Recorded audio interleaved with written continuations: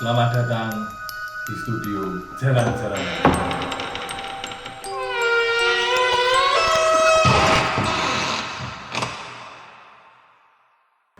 Oke, assalamualaikum warahmatullahi wabarakatuh. Selamat malam, sobat Astra sekalian. Kali ini saya Lele dan ini Mas Joko. Halo. Kami akan membahas tentang apakah jin dapat menghamili manusia seperti pada kasus-kasus, kebanyakan kasus itu kan banyak katanya wanita-wanita tiba-tiba hamil padahal suaminya sedang kerja di jauh-jauh tempat atau di pulau lain dan sebagainya. Baiklah, Mas Joko, silahkan. Oke. Kali ini kita akan membahas, tapi sebelum membahas saya akan bercerita dulu. Ini yang saya alami. Saya pernah dulu kayak menangani gitu, nggak menangani sih sebenarnya, memberikan solusi.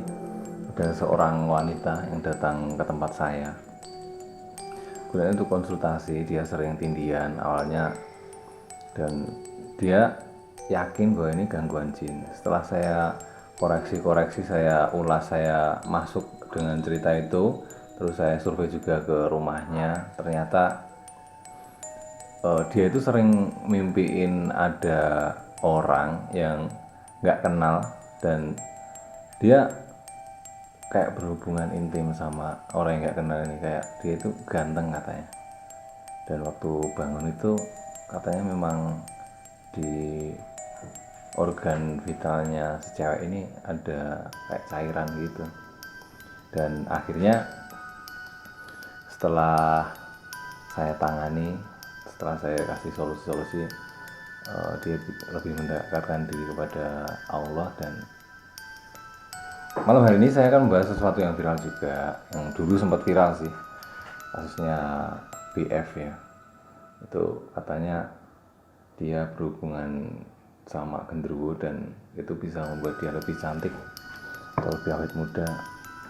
Saya rasa sih enggak ya, karena gimana ya, dia itu makan sumsum kita.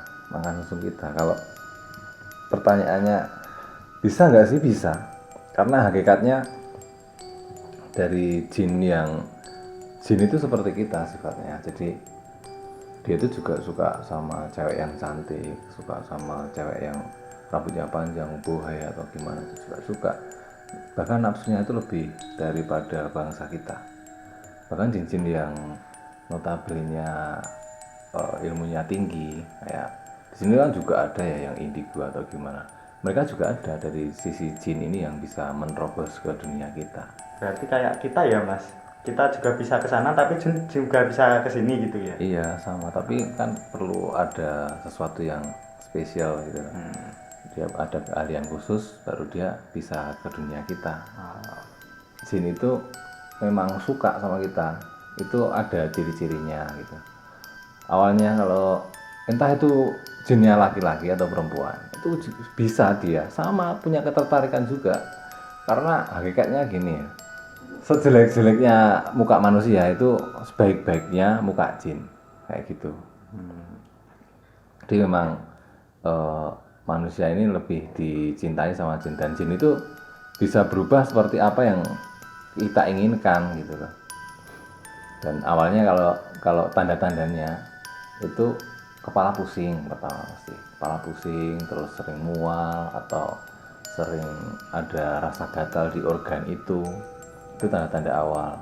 Terus kalau sudah berlanjut nanti, awalnya kita cuman kayak tindian, tahu nggak sih tindian, kayak tidur. Jadi tidur nggak bisa gerak gitu ya. Kayak nggak bisa gerak, nggak bisa ngomong, nggak bisa ngapa-ngapain, tapi kita tidur kayak ditindihin sesuatu gitu loh. Kayak gitu. Kalau udah akut, nanti kalau udah akut lagi itu kayak kita itu mimpi ketemu sama seseorang yang nggak kenal, dan kita itu kayak berhubungan suami istri gitu sama dia.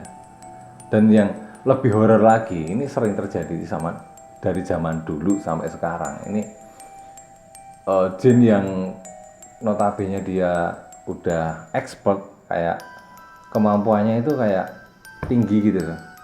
Jadi dia itu bisa berwujud kayak suami kita atau istri kita. Ketika istri kita pergi terus dia tiba-tiba datang terus. ya berhubungan intim biasa.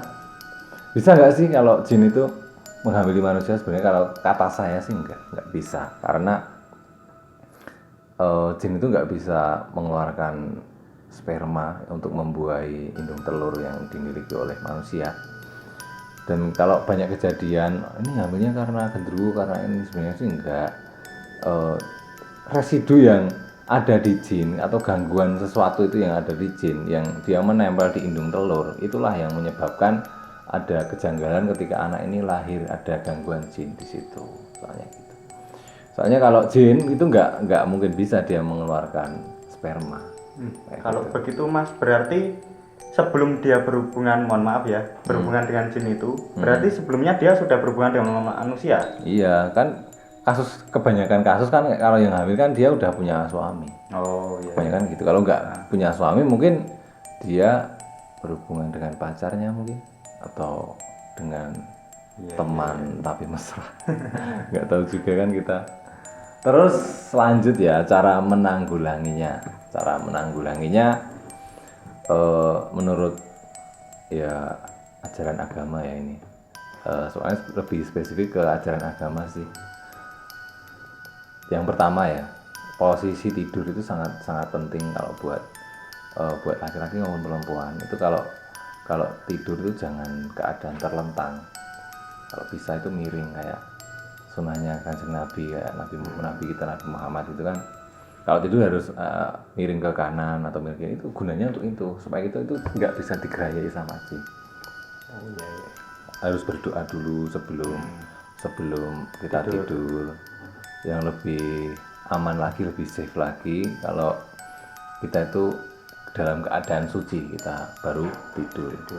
Kita wudhu dulu baru tidur, baca Quran dulu misalnya, atau setelah sholat dulu batal baru tidur.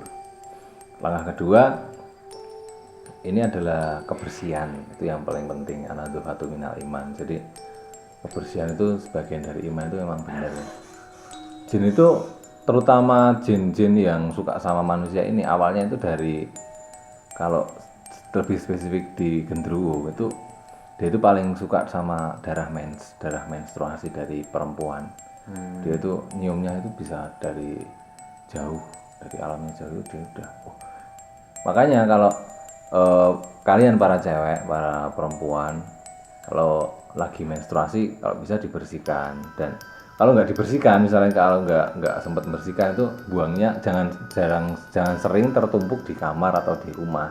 Kalau bisa buangnya itu jauh dari rumah, supaya mereka itu nggak datang gangguin kita. Oke. Terus selanjutnya kesimpulannya, pokoknya kita jangan terlalu jauh sama Tuhan kita, sama Allah kita. Apapun kepercayaan kalian jangan sampai terlalu jauh. Yang penting jaga kebersihan dan posisi tidur, sama jam-jam tidur yang belum saya sampaikan tadi. Jam-jam tidur ya, jam tidur yang paling riskan sama gangguan jin itu yang pertama antara sore habis asar jam 3-an itu sampai maghrib, dan sehabis maghrib sampai isya. Itu jam-jam paling riskan sekali, karena jin itu bisa ganggunya di situ. Kalau waktu fajar itu biasanya enggak sih, waktunya di situ. Dia jam-jam itu ya emang pas perubahan ganti dari siang ke malam gitu ya Mas. Makanya kan Sering. Nabi kita kan nggak boleh, kita kan kalau tidur di jam-jam itu habis asar, kita kan nggak boleh tidur sama. Ya. Kalau terpaksanya tidurnya di jam-jam itu, kalau bisa itu jangan tidur terlentang, jaga kebersihan. Kalau bisa tidurnya suci dalam keadaan berwudu, walaupun kalian dalam keadaan menstruasi. Kalau bisa tetap jaga wudu kalian. Itu kalau saran saya. Kesimpulannya, pokoknya kita jaga diri kita, jangan sampai kita itu berhubungan dengan jin itu. Soalnya banyak sisi negatif dari apa yang kita dapat daripada sisi positifnya. Kalau umpama untuk menghalau tipu daya mereka itu gimana Mas? Tipu daya Kan maksudnya? jadi umpama kan jin itu mau berhubungan. Nah, pas suaminya pergi, tiba-tiba datang lagi. Yang datang lagi itu kan jin. Gimana cara bedainnya itu?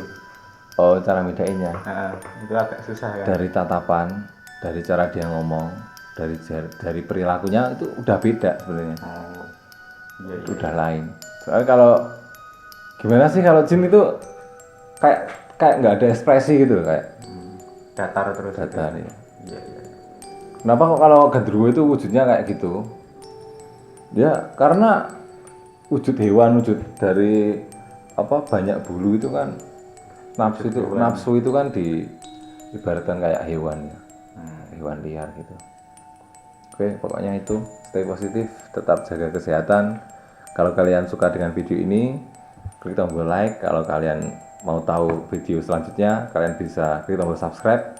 Kalau ada pertanyaan, isi komentar di bawah. Kalau video ini bermanfaat, bisa kalian share ke teman-teman kalian. Sekian dulu dari kami, tim Jalan-Jalan Astral. Assalamualaikum warahmatullahi wabarakatuh. Salam Astral.